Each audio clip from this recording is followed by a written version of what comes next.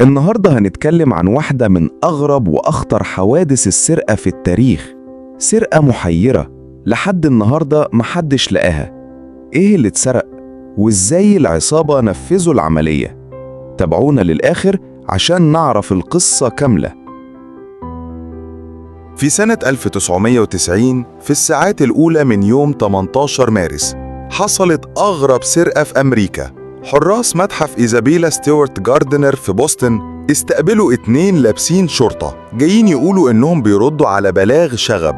الحراس صدقوهم وفتحوا لهم الباب، وأول ما دخلوا كتفوا الحراس وسرقوا حوالي 13 عمل فني قيمتهم $500 مليار.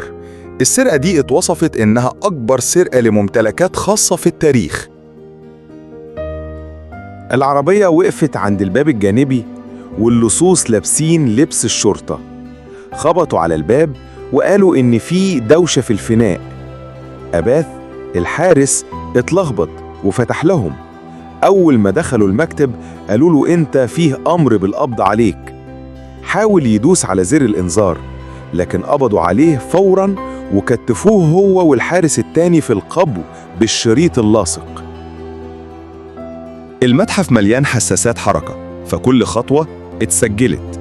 اللصوص اتحركوا للطابق العلوي وبدأوا بالغرفة الهولندية.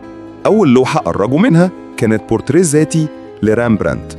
صوت الإنذار انطلق فكسروا الزجاج وحاولوا يطلعوا اللوحة من الإطار التقيل بس فشلوا فرموها على الأرض.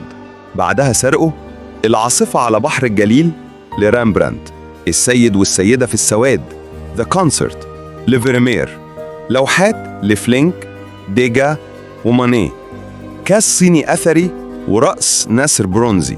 العملية كلها استغرقت حوالي 81 دقيقة. قبل ما يمشوا بصوا للحراس وقالوا هتسمعوا عننا السنة الجاية واختفوا. اتسرق 13 عمل فني قيمتهم حوالي $500 مليون. The Concert لفيرمير أكتر من $200 مليون. العاصفة على بحر الجليل لرامبراندت، السيد والسيدة في السواد. الإطارات الفاضية لسه متعلقة في المتحف كرمز إن اللوحات لسه غايبة، واللوحات الأغلى زي بوتيتشيلي وتيتيان ما اتلمستش. الخبراء اتسألوا ليه اللوحات دي بالذات؟ FBI مسك القضية من أول يوم وعملوا مئات التحقيقات حوالين العالم. عرفوا 2 من اللصوص لكن الاتنين ماتوا قبل ما يتأكدوا رسمياً. في 2010 حاولوا يعملوا إعادة فحص للDNA لكن بعض الأدلة اختفت زي الأصفاد والشريط اللاصق. وفي 2015 نزل فيديو قديم من الكاميرات بيبين الحارس أباث مع شخص مجهول داخل المتحف. فتح باب جديد للشبهات. هل أباث كان متواطئ؟ المتحف عرض مكافآت ضخمة، $1 مليون أول ما حصلت السرقة، $5 ملايين في 1997، $10 ملايين في 2017. لكن برغم كل ده ولا لوحة رجعت ولا سر انكشف. القضية مليانة علامات استفهام. ليه اللصوص اختاروا لوحات معينة وسابوا الأغلى؟ هل كان في زبون معين طالب اللوحات دي؟ هل الهدف مجرد استعراض قوة لعصابة؟ في نظريات بتقول العملية كانت لصالح الجيش الجمهوري الأيرلندي أو زعيم المافيا وايتي بولجر، لكن لحد النهاردة كله مجرد كلام.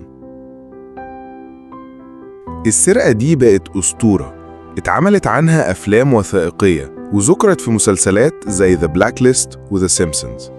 اتكتب عنها كتب كتيرة من صحفيين ومحققين. وبرغم مرور أكتر من 30 سنة اللوحات لسه مفقودة والأطر الفاضية لسه متعلقة كشاهد صامت على واحدة من أجرأ وأغرب السرقات في تاريخ الفن. ولحد النهاردة محدش يعرف اللوحات فين. هل هي عند ملياردير غامض ولا مدفونة في مخزن مظلم ولا يمكن اتدمرت خلاص؟ سرقة متحف إيزابيلا ستيوارت جاردنر هتفضل لغز كبير في تاريخ الفن، والغموض حواليها بيخلي كل محقق أو هاوي فن يتساءل هل هترجع يوماً؟ وفي كده نكون وصلنا لنهاية قصتنا عن سرقة متحف جاردنر، السرقة اللي لحد النهاردة محدش يعرف مين وراها ولا فين راحت اللوحات المسروقة. فاكرين إن في يوم من الأيام هيتكشف السر الكبير ده؟ اكتبوا لنا رأيكم في الكومنتات، ولو عجبكم الفيديو ما تنسوش تدعمونا باللايك والاشتراك وتفعيل الجرس عشان يوصلكم كل جديد.